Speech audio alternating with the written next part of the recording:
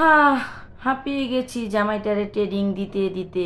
অভিনয় তো সে করতেই পারে না, ক্যামেরার সামনেও আসতে চায় না। কে আসো না, তুমি কি আগে জানতা না বিয়ের পরে বউর সাথে কিছু রোমান্টিক দৃশ্য করতে হয়? তাহলে তো বউটাও খুশি হয় বলো।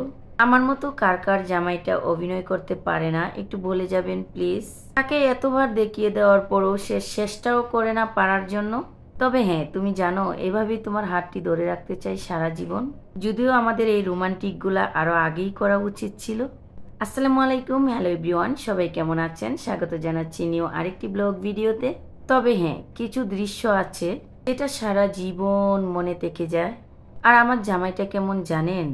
সে অনেক শান্তশিষ্ট মানুষ, চুপচাপ থাকতে খুব পছন্দ করে। আর সবচেয়ে বড় কথা, সে ক্যামেরার সামনে আসতে অনেক অনেক লজ্জা পায়।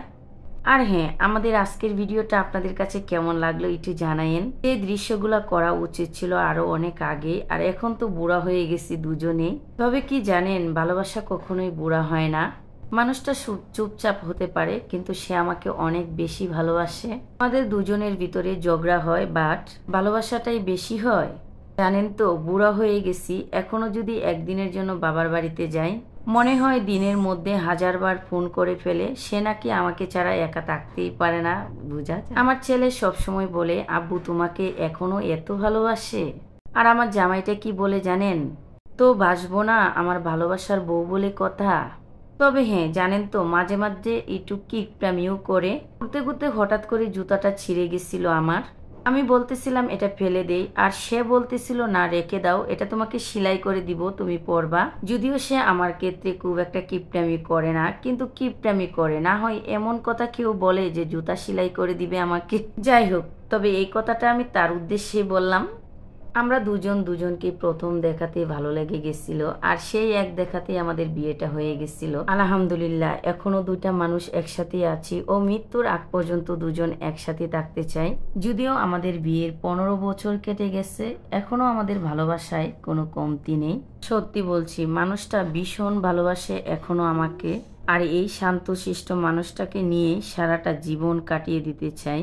আমি ওর সাথে অনেক হাসাহাসি করতেছিলাম, আবার রাগারাগিও করতেছিলাম জুতা ছিঁড়ে গেছে সেজন্য। ছেলেকে বলতেছিলাম, দেখছো তোমার আব্বু আমাকে চিরা জুতা সেলাই করে পরতে বলে। ছেলে বলতেছিল, বাদ দাও, তোমাকে ভালোবেসে বলে, তোমাকে চেতানোর জন্য বলে। কি আর করার, এখন এই চিরা জুতা পরে ঘুরতে হবে সব জায়গায়। তবে এমন ভাবে ছিঁড়েছিল যেটা আমি একটু পরতে পারবো কিছু সময়ের জন্য। আমার জামাইটা সবসময় আমাকে শাড়ি পরতে অনেক বেশি পছন্দ করে, তার কাছে নাকি অনেক ভালো লাগে শাড়ি পরলে। আমি জানি না আপনাদের কার জামাইয়ের কাছে কীরকম লাগে। আর আমার জামাইটার মতো কে কে আছেন যে আপনারা ক্যামেরার সামনে আসতে চান না, একটু বলবেন প্লিজ। ঘোরাফেরা শেষ প্রায়, তাকে বাসায় নিয়ে এসে খাবার দিলাম খাওয়ানোর জন্য। বলতেছে সারাদিন অনেক ঘোরাফেরা করছি, কিন্তু অনেক খিদা লেগে গেছে, তাড়াতাড়ি খাবার দাও। কারণ সে বাহিরে গেলে বাহিরের কোনো খাবার খায় না, আমরা খাই কিন্তু সে খায় না। বাহিরের খাবার খেলে নাকি তার পেট খারাপ হয়ে যায়।